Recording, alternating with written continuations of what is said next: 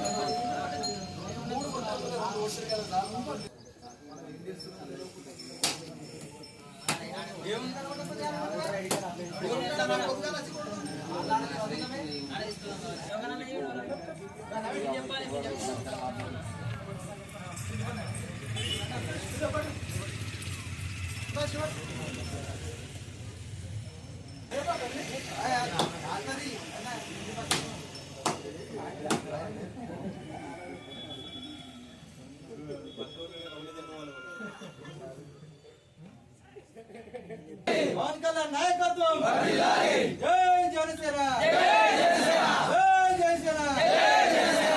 పవన్ కళ్యాణ్ గారి నాయకత్వం, పవన్ కళ్యాణ్ గారి నాయకత్వం, పవన్ కళ్యాణ్ గారి నాయకత్వం, జై జనసేన, జై జనసేన, జై జనసేన, జై జనసేన.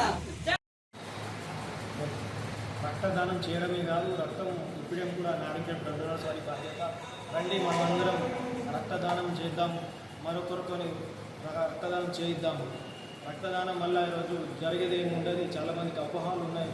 రక్తం ఇవ్వడం వల్ల మనకి మంచిగా ఉంటుంది కాబట్టి ప్రతి ఒక్కరు రక్తదానం చేయాల్సిందిగా కోరుతున్నాను.